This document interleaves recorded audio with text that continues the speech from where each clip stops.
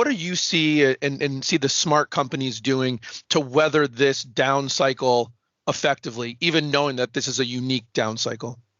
Well, these are some of the things we've learned from past downsides. You get a lot of the big companies, and you always hear they report to the street. They're always worried about those numbers, those investors. Well, a lot of our businesses are private. They are family. They're worried about their employees. They're worried about their customers. And sometimes they'll take a backseat to that money because they've stashed away a little bit during these times. So I think what I've seen and what most people have seen is when we get into these downturns, the good companies, the proactive companies are the ones that weather it the best. They still engage their employees. They keep their employees because they know they're going to need them because it was so hard to get them, so hard to train them, that they're spending that. Maybe the owners aren't taking a paycheck right now, to get through all this.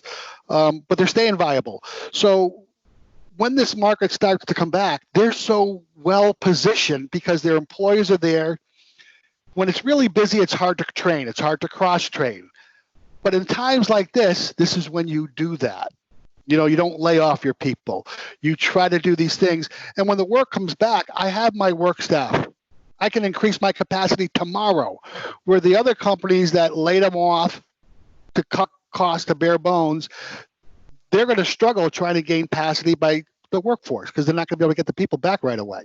They may go to different industries and never come back.